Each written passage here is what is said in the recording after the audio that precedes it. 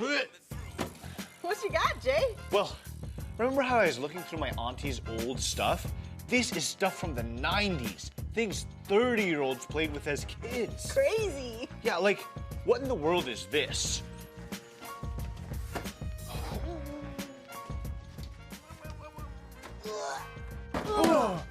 I don't know. Let's plug it in and find out. Okay.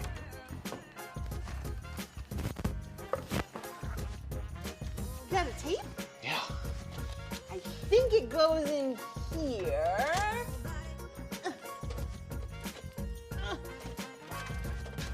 Ooh!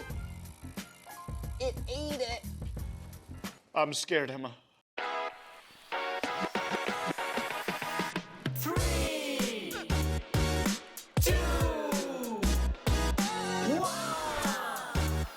Press play. I'm Jay. And I'm Emma. Welcome to Press Play. Wow.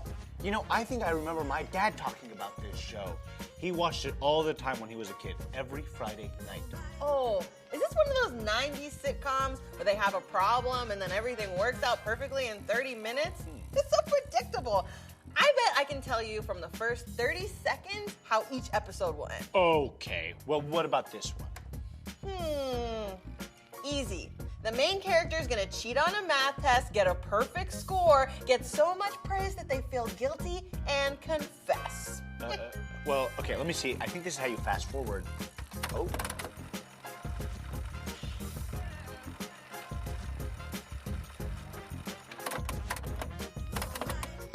Told ya. Okay.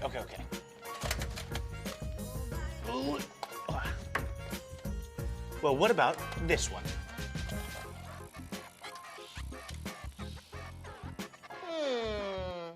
I'm gonna say, main character gets in a fight with a neighbor, gets a black eye, tries to cover it up with mom's makeup. Mom finds out, forces the two to make up and work it out, and they realize they have a lot in common and then become best friends. Okay, well, let me see. How are you doing this?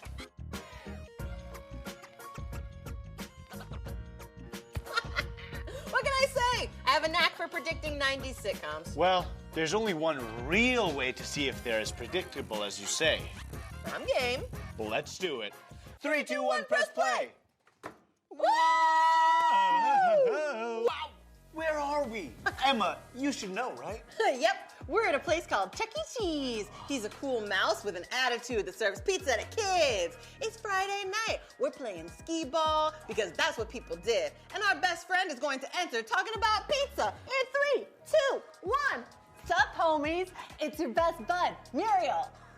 Who's hungry for some za? Who's psyched for skee ball? We are, homies. I love skee ball. Come on, 1,000. Yes! Tickets!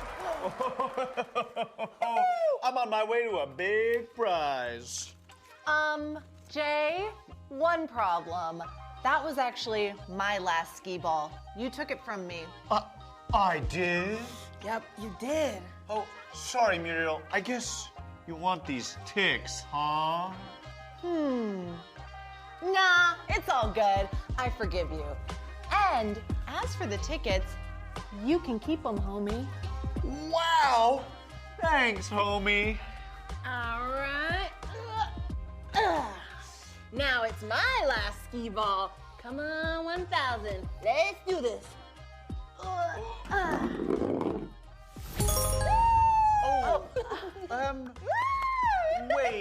Wait. I think that was actually my skee ball. Are you sure? Well, I'm sad in an exaggerated melodramatic 90s sitcom way, so I'm pretty sure. Which means those are my ticks. I'm gonna use them to buy the biggest teddy bear in the mall, and I'm gonna name him Teddysaurus Rex. Gimme! But Jay, remember how I forgave you? Yeah, Jay. Seems like you have a decision. Hey, Muriel, doesn't this remind you of a story? Wait, did you know that this was all gonna just happen? Maybe I did, maybe I did. It sure does remind me of a story, a fly story from the book of Matthew, chapter 18. Here comes the lesson. Huh? Huh? Oh, nothing. Please continue. Cool beans. Well, Jesus was teaching his friends about what the kingdom of heaven would be like. And he told them a story about a king and his servant who owed him a lot of Benjamins. Benjamins. Cash money. The servant couldn't pay, but as it turned out, the king was all that and a bag of chips. Cool. The king was cool.